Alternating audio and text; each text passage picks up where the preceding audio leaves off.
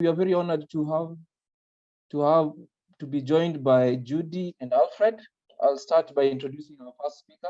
So Judy Muriithi is a qualified environmental and social justice attorney with an animal LLM, Master of Laws from Northwestern Lewis and Clark Law School. She's based in Nairobi and she's a policy consultant for Brighter Green and the director of Lawyers for Animal Protection Africa.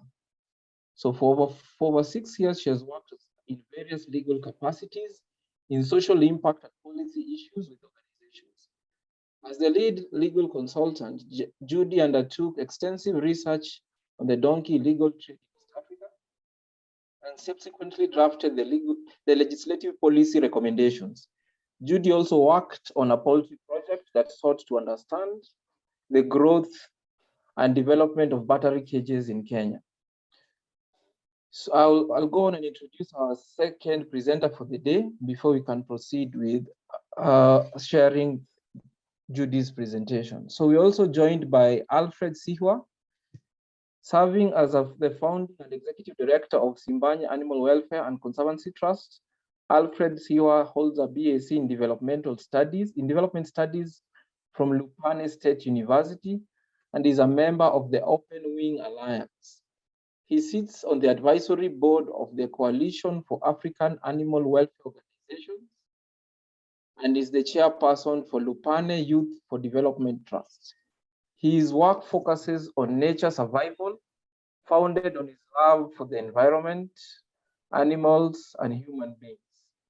Not only is he an animal activist, but he also wants to see human beings treated with dignity and proper human rights. So we also want to welcome Alfred, and we take it back to Jenna to proceed with the first presentation.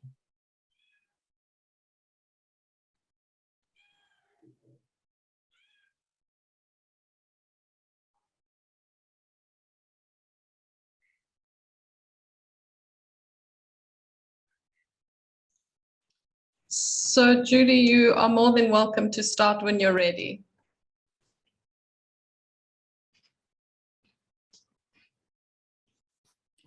Thank you for the kind introduction. My name is Judy. I'm an animal lawyer, and today I'll be taking you through how law can be used to improve the animal welfare standards and their welfare. And today as introduction. Next slide.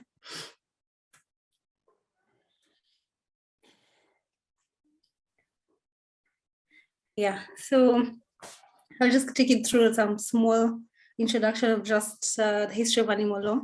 You know, definitely animals have always been treated as property in law, and so they are objects, and how they have been deemed in the law is what has made all the injustices that have accrued from that. And with this, because they're not right holders, they're not able to have a place in terms of law, and sometimes the legislations neglect the animals. And so, and even with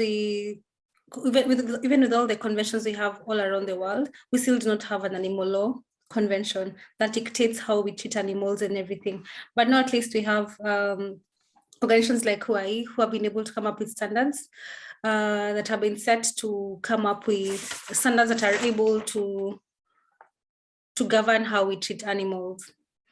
And then when it comes to farmed animals have also been neglected. Like in Kenya, our animal law legislation has yet to be improved and revamped to fit in the current situation. And with this, you see that animals have been really neglected. And also, and you see there's even a gap when we talk about the regional animal welfare laws that we have even in Africa and other regions. But what I'm happy about right now is that most countries and organizations are slowly embracing animal law and seeing it as a significant part of legislation and policy. And even especially because of COVID, I think I would say COVID has been a blessing in disguise, because now people have been able to now embrace and see animal as an integral part of policy. And you've been seeing even organizations even coming up with policies that integrate animal law, showing the link on animal law, humans and everything. And with this is a very good change in the animal field. then the future, how it looks, how the future looks for animal law, especially on farmed animals. I think I have a feeling that, or rather I think that we'll need to come up with policies that are futuristic and that are more, that do not seem to be reactionary. Like right now we have countries which are now including wild animals as farmed animals. That's a part that that has not been included in policy. That's in terms of the standards for which the animal should have. So see so many things in the animal field that are changing. And so we need to come up with a way that embraces, or we go with a change rather than think of legislations after the change and impacts have already been done. So that's what I think about animal law. Next slide, please. Yeah, so how can laws be part of the development? See, laws are an important part of any development in terms of policy and everything, because they come up with a bridge in terms of legislation. Like how do the things react with the environment, or how do we interact? We have to have a social contract that is supposed to be developed with the lawyers to come up and develop, or rather just dictate how people behave with other people. For a long time, we've been having laws that are favoring humans, like how do humans behave, or rather how is the reaction of humans towards this. But now I think we've gotten to a point where we need to think of now animals in relation to people, and how can we include the animals. That's like through policy and continuous collaboration. So once you come up with because now at least right now we already identify the policy gap and the failure, then you're already seeing the impacts. Because the failure to not include animals or to consider animals as an integral part of society, or as an integral part in policy, has been coming up with all these things like the COVID and whatnot. And what I'm happy is that the world really changed over this period. And so we have to be really, we had to really try and get into it. And so right now, so in legal advocacy and development, yeah, that's basically it. So you have to develop the law yourself, and we have to bring in these specific aspects. Right now, already, as we all know, we have the UN resolution and the UN.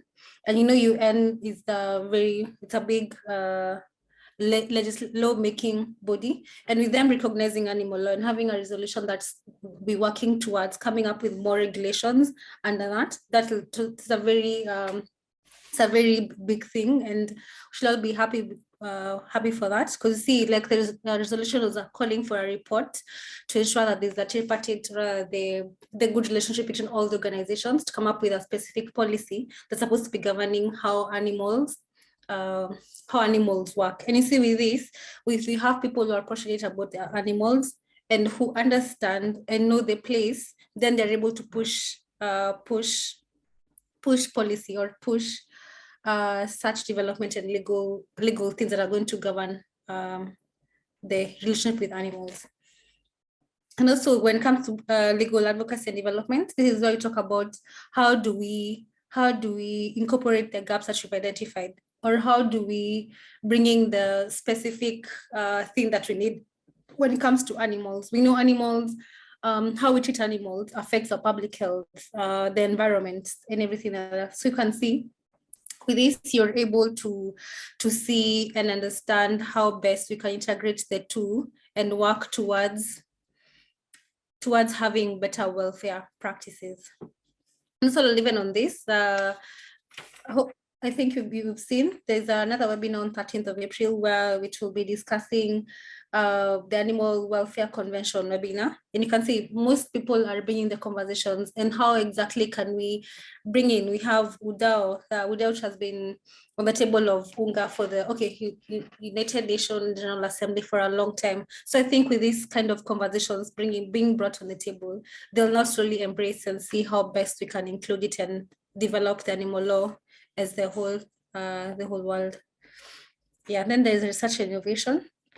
Now, there's such information in Africa, mostly, there's a very limited research when it comes to the impacts of factory farmings, or the factory farms. They're slowly coming into the continent, rather than even they're here, but the data itself, it's not is not really big for us to maybe have a comparison or have something to maybe bring in policy on. And so there is a need for lawyers to come up, to identify the gaps, involve researchers, schools, to understand and see where we can place in, or rather bringing the policy aspect of it, because we see animal affects everyone in all aspects. There's public health, there's environment, all these things. And so we need to come up and have good collaborations with everyone, so we'll come up with a model that counters the effects of factory farms.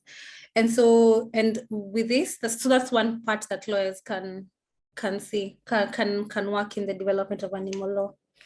And then through courts, like in most countries, okay, like let me say for Kenya, we've noticed that the easiest way for us to push legislation or to make laws, to ensure that laws are followed, is through the courts. So how can we get creative, or rather, how can we use this channel and come up with specific precedents and laws that are acceptable in a specific area? If we have, most laws have this thing for clean environment, or proper respect for property, as they say, and animals are property. But now even that specific section has not been there's not been legal activism in terms of enforcing it and showing how it's not working. So we need to get people who understand and know the correlation between animals and specific laws, so that they can be able to be enforced, or rather we can bring the judicial activism in that area. Because when these conversations are still brought, then, because you see, the judiciary is another arm of the law which formulates and so enforces. So we need to put it to task and let it interpret all these things that are still yet to be understood by the people of different countries. And so with all this, if all of them are used in a way in unison, complementary to each other, then we know in the near future we'll have a very strong animal welfare base in different countries. Yeah, next slide, please. Oh, yeah. Yeah, that's the end of my presentation. Yeah, anyway, thank you.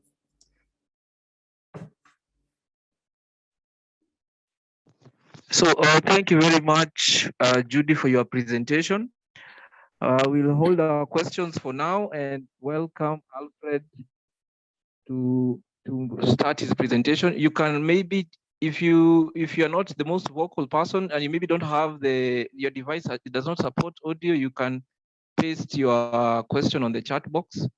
But otherwise, we can just wait and listen to Alfred's interesting presentation and have a lively Q&A after Alfred's presentation. Thank you. Thank you so much, Dr. David. Good evening, everyone.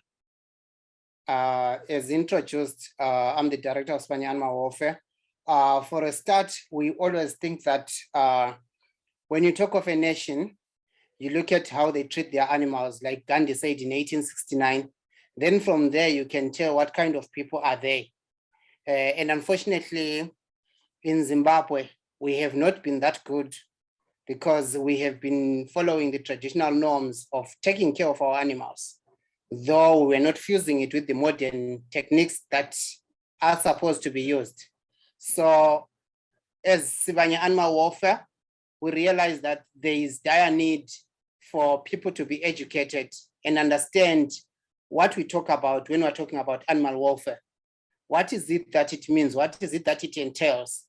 What is involved in animal welfare? The principles of animal welfare, animal health, and animal wealth. Looking at the aspects of environment, the aspects of human beings, because we want to treat it globally. So Sibanye Animal Welfare basically focuses on that.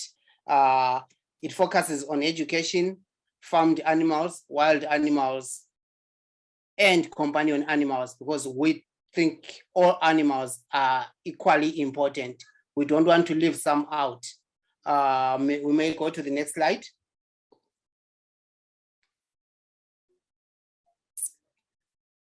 I won't talk much about our mandate. What is it that we are? But basically, as I've said, we focus on animal welfare, biodiversity conservation, and we can't leave out climate change because it is one area that affects human beings and also affects animals.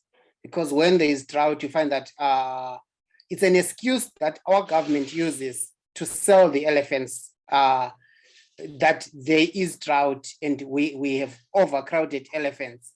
And you find that they sell them into zoos in China. They sell them into any other country that will be in need, where they are no longer in situ.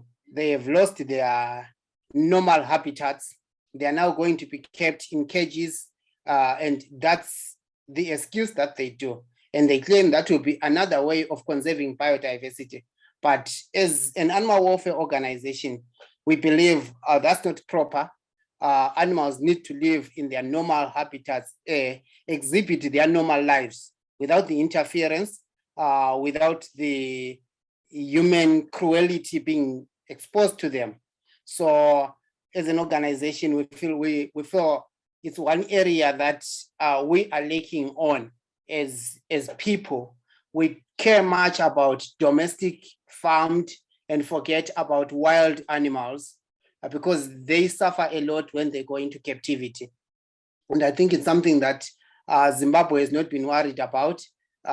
People enjoy watching those lions, enjoy watching those elephants, riding them and feeding them. And they think they're doing good to them. But it's because most people don't have knowledge. So we don't want to be a hub of knowledge, but we want to share knowledge with everyone so that at least at one stage, everybody understands that every animal has a right to exhibit its natural lifestyle, its natural living.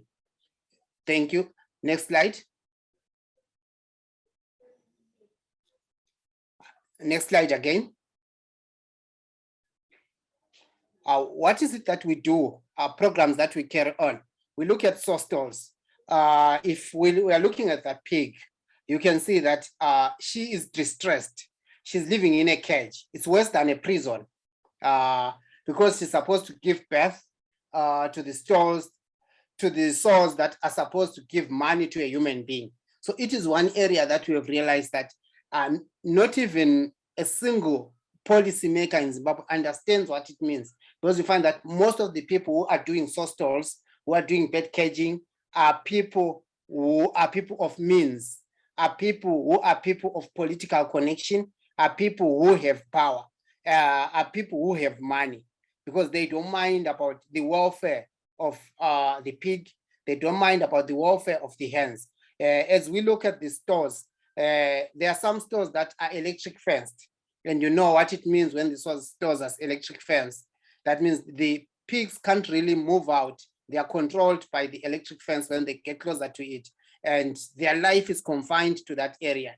So as Sibanye, we really focus on leading advocacy and campaign, also taking it to policymakers, doing it with communities and schools. We don't want to leave out school children, because I think if we focus on the current age, looking at the demography of people, we are definitely going to lose it, because the current age that is doing it in the farms actually no longer have that heart, no longer has that feeling. So when we plow the seeds in the young children, actually we might see a change, especially when we're looking at a program like this. We are very thankful to CAO because they've been supporting this program. The research that we carried out, the research that unveiled a lot of cruelty in farms actually was supported by CAO. We are very, very thankful. Thank you. Next slide. As I mentioned earlier on, we can see those birds are in cages, and the numbers that are there is no space for movement. It could look like a small cage, which is indoors, but that's a cage. And that person thinks, he or she thinks she is making money, because we can see a few eggs dropping there with a very confined space, but those birds have lost life from birth to the time they will die. They are not going to be moving anywhere. Their health is at risk. So is the environmental health. So is the human health that is affected by this program. So it is with this where we are working with OWA, and we are asking organizations to commit to stop using any products and byproducts from the hands that are cached. We don't only work with corporates, we also go into farms, because we are looking at the whole supply chain. We've realized that if we look at corporates, we might lose it. Like I said earlier on, you find that a person of political power owns a farm that feeds into a retail and feeds into a hotel. So if we look at that person, we are talking to somebody who has already some birds in the farm, wants to feed them into retail and wants to feed them into the hotel. So we also want to go into the farms so that if he remains alone, he can also be ashamed or might even give in, because if we don't work with farms, we don't work with communities. Communities are affected environmentally from eating such products. Farms, most of them will tell you that we never knew. In the project that we carry out, we find that a lot of people are saying they don't understand. To them, it's about making money. They don't understand that animals have rights, animals have a welfare, animals are supposed to be animals, produce and be killed. So with the support of OWA, we've managed to have some commitments from KFC, Holiday Inn, Pick and Pay. We are moving on to Nando's. That's our main target this year, and other. And we are also look at other farms that we think all the birds that are there, they need their freedom. They need to be free rather than being kept in cages. Next slide.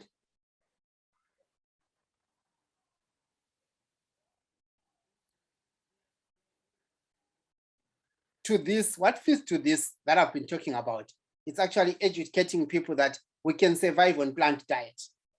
Once we have plant diet, we'll forget a lot and not grow a lot of animals. We have a lot of animals that we are farming so that we can feed ourselves. But unfortunately, we really understand that animal products have some diseases that they carry and bring on to human health.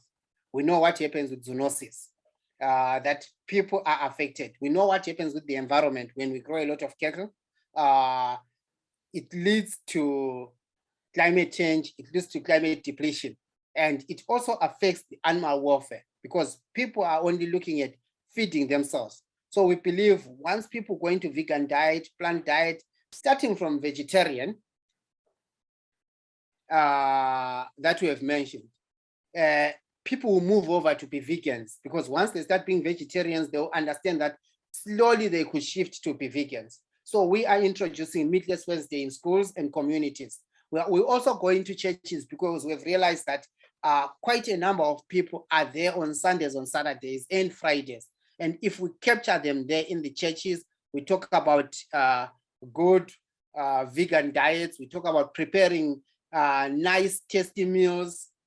People might shift a bit, though it will be a bit by bit, but finally we'll achieve our aim of having animals liberated and animals not being meals, so that they also enjoy their lives and they are happy. And the environment will also be free from what we are seeing today. Next slide.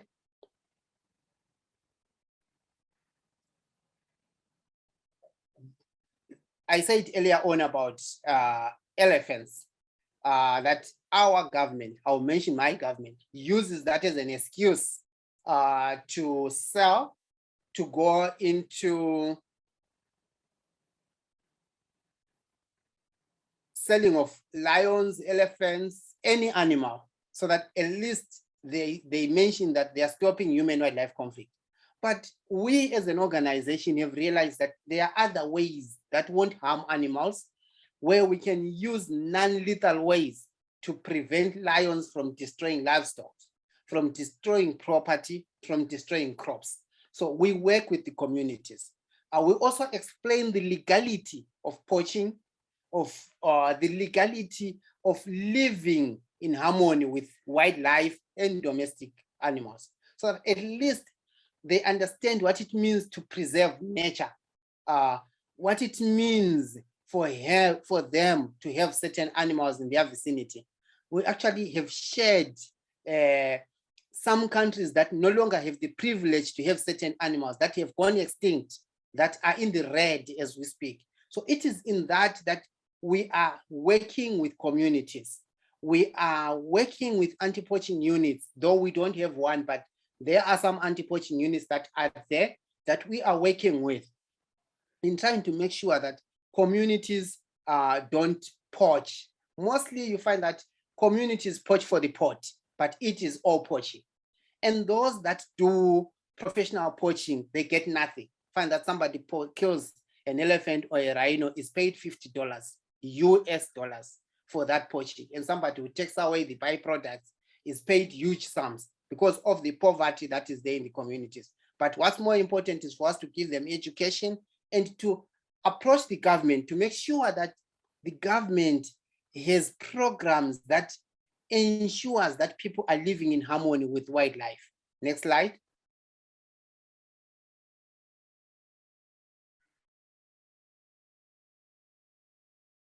I said it earlier on, I won't talk much about it, that our program is inclusive of schools. We can't leave them out.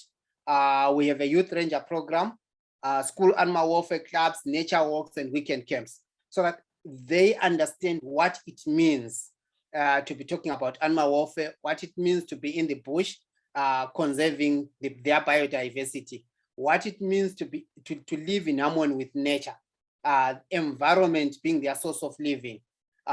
We fuse this with modern and traditional ways of conservation, because we can't live the traditional way of community living, or while least we can't stay aback and forget about modern ways of conservation and modern ways of actually trying to save animals. So we need to fuse the two and come up with the best, so that at least people don't feel left out when we talk of modern technologies and modern ways.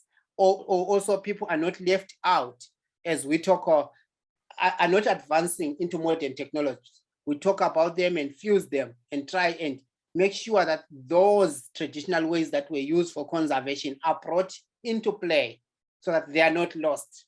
And then people identify themselves with them rather than conservation, animal welfare, biodiversity checking, all being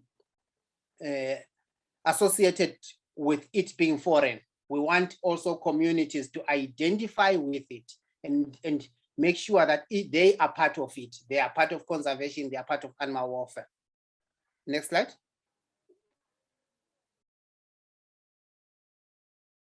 This is one of our great projects, University Animal Welfare Education, that we are working in partnership with Vets United. Zimbabwe education had totally no animal welfare in their curriculum. That is primary, secondary, and tertiary institutes. We started with working with Lupane State University, and currently, as we speak, almost all universities in the country adopted a curriculum that is animal welfare. We did a lot of advocacy that has been helping universities. Currently, they are choosing topics that are having animal welfare, and they are teaching them in schools and in universities. Lupane State being the pioneer, we are continuously working with them.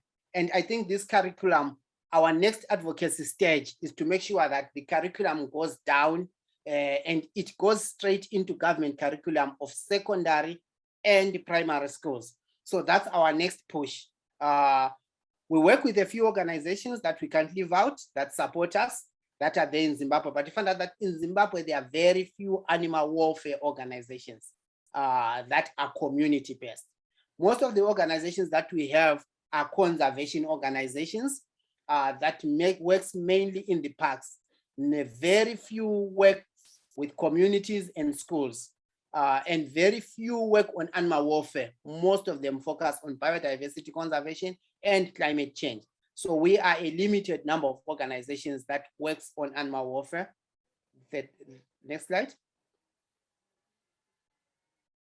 I think I've mentioned about community education. I won't take much of the time that we cover every animal, whether it's terrestrial or aquatic. our program, as I've said, covers one health and one welfare.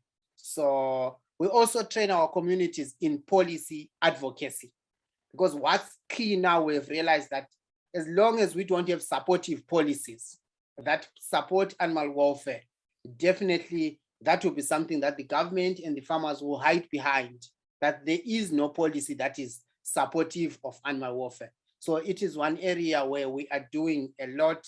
We are working with government, we are training communities so that there is policy change.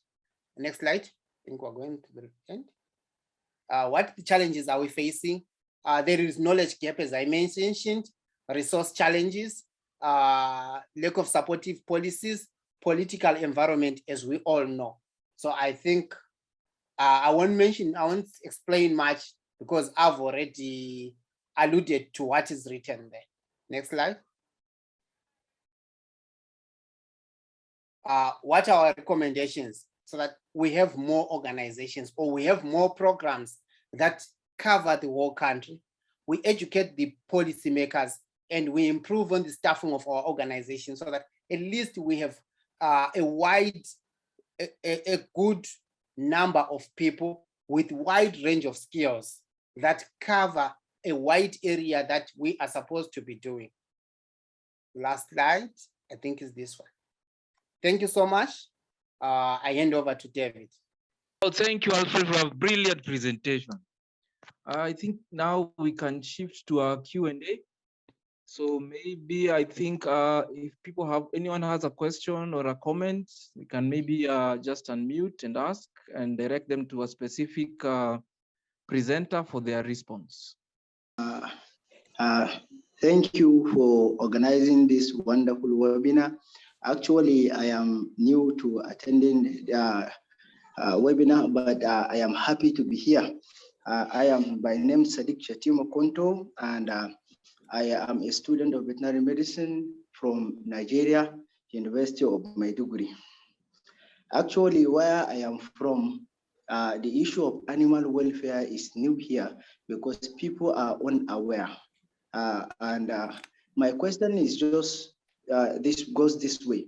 I want to know if there are the animal welfare organizations that are active in Nigeria are not actually addressing these issues you've mentioned here. Like, for instance, just a week ago, few kilometers away from my home, a lion was found in the desert of Konduga, just few kilometers away from Maiduguri, where I live. Instead of rescuing the lion, this group of hunters, they actually killed this lion. I think I need a little bit of enlightenment on how I can be able to contribute to the development of animal welfare in Africa, specifically Nigeria. Thank you. Okay, so maybe Alfred, if you could respond to it, and if Judy can second, if she has any input, that would be great. Thank you so much, David. Thank you, Konto, for your question and your contribution.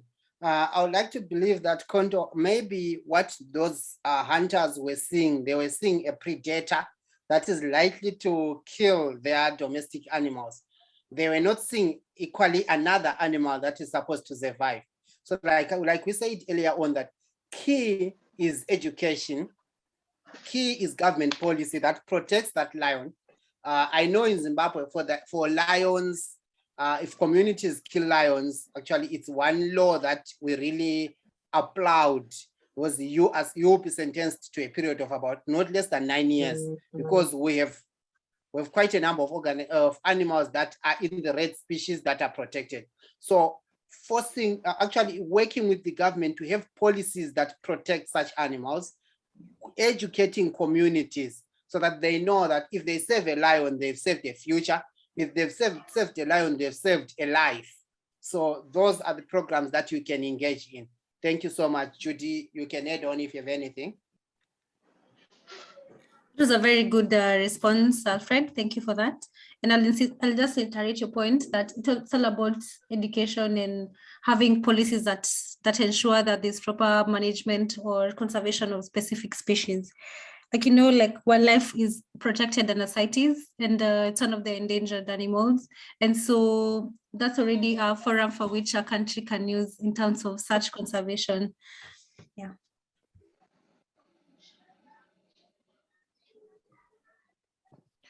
Okay, thank you both for your responses.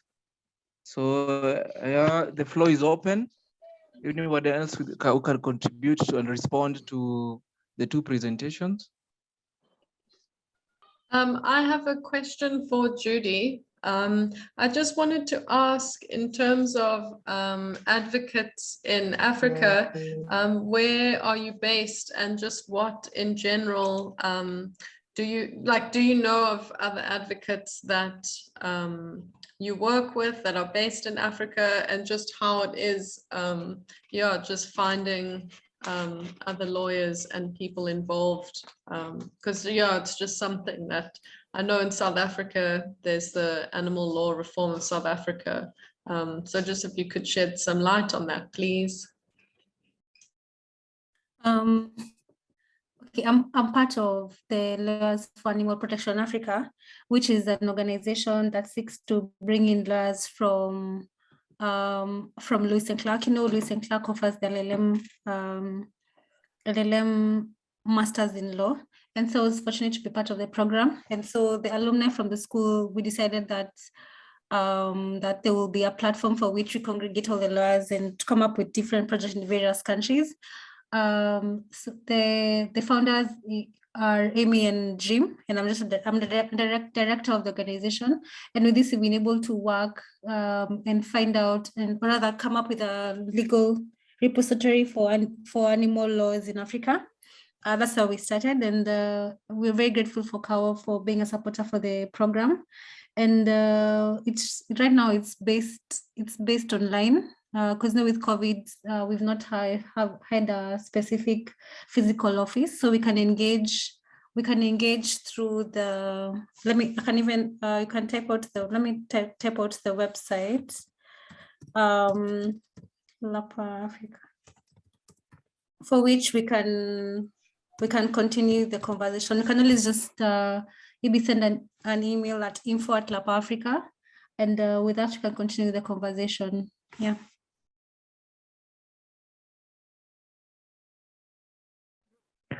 Okay, thank you, Judy, for your contribution.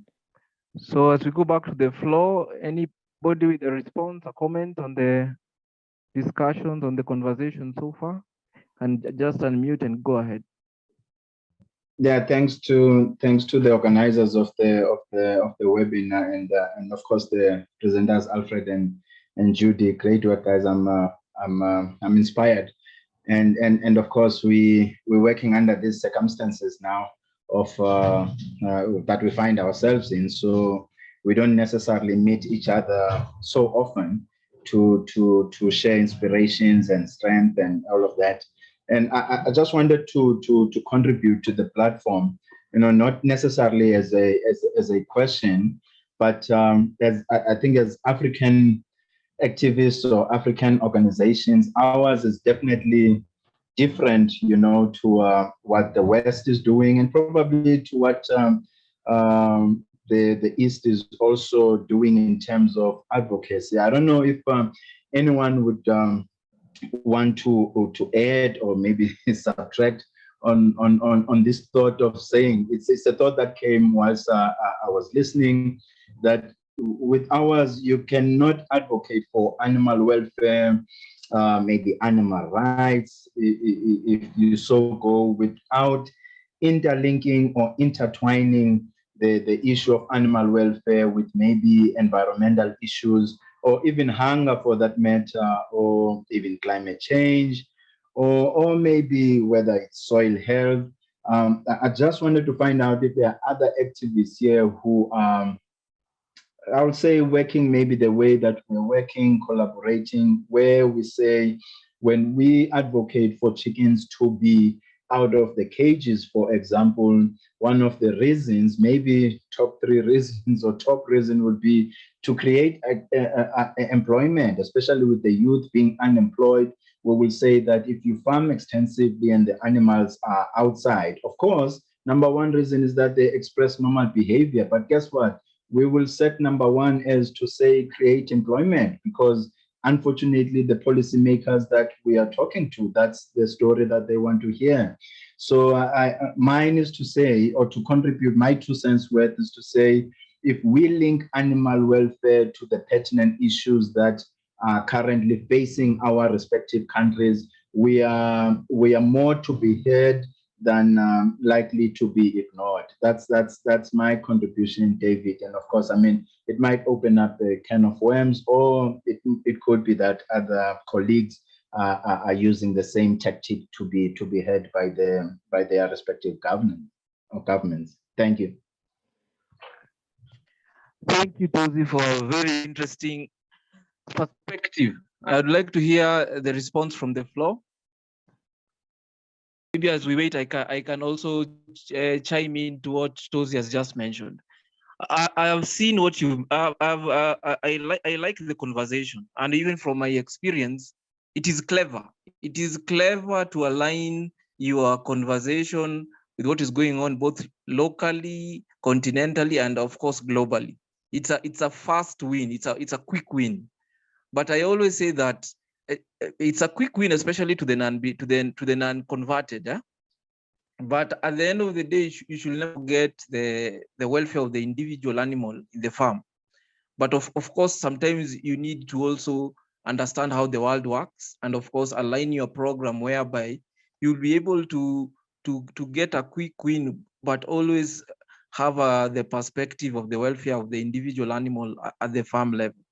And I think this, what you mentioned, ties very well with what Judy mentioned in her presentation, in the context of what the milestone achievement in having a major UN body recognize and have animal welfare as a standalone, and having the concept being related to the other significant issues that the globe already is aware of, things like the biodiversity loss, the climate change, and pollution. So you see that they have very cleverly been able to actually attribute poor welfare to those issues that have been sung about for generations to come. And the reality nowadays is also that as much as you can go the route that you've mentioned, it is very clear nowadays that the world is coming to realize the way things are interrelated, the systems approach of things, whereby no one principle exists in isolation. If you look deep enough, you'll be able to see the interrelatedness of things. And I think this is a very healthy environment for people to be able to put animal welfare on the agenda, even at the head of the queue, not only hanging on to the other issues that are very easy to grasp for people, especially who are not in the animal welfare scene. Okay, that's my 2 cents. Thank you again, Tozi, for the very, very interesting insight to that. I'll want to weigh in there, David, if I'm allowed. I like your argument with Tozi, and what I'd say is with the animal welfare development of legislations, it's an incremental journey, and you should appreciate every step that we've had so far, because we are at a point where at least now we're being heard, and you can see things being like change being seen right now. So like when you could talk about animals and you see like you're a retard or something. And I think all these small steps gear towards having the main goal of having a big legal instrument that supports animals. And I think and as we say that for people to resonate with the animal thing, we have to connect it with other things that we care about. We care about the environment. How does it affect the environment, and how can we improve the situation if we improve the standards for the animals? That's the conversation that we should be having. And if we have our foot in, we have a better place to getting a better momentous victory towards the end. Thank you, Judy, for your contribution.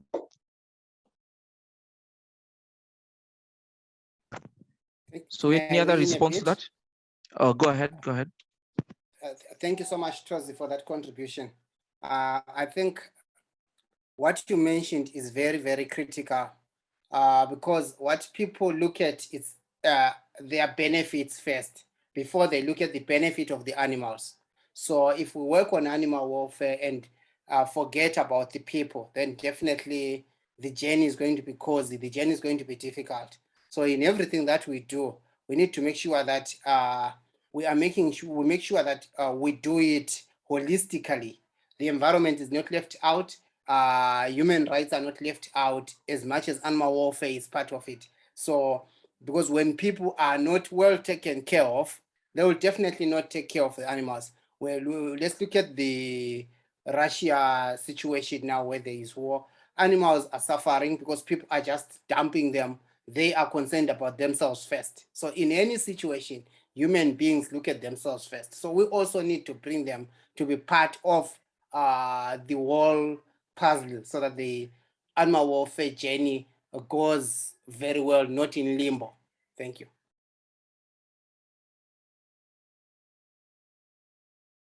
Thank you, Alfred, for your contribution. So yeah, you are able, anyone from the floor is free to contribute to the conversation.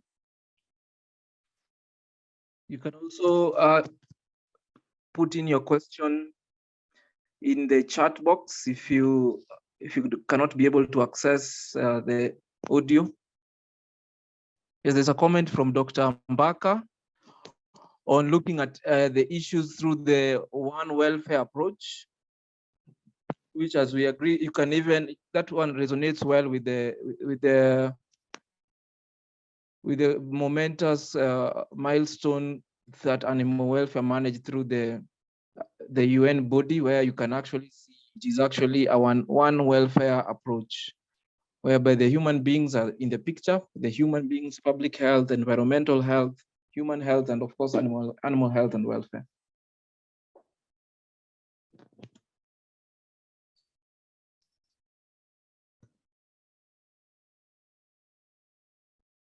So I would also like to mention that you can sign up for the AAA newsletter via their website. I'm going to paste the link to the Animal Advocacy Africa website. I would kindly urge you to be able to subscribe so that you can be able to get the newsletter. And maybe, okay, I'll hand you over back to Jenna.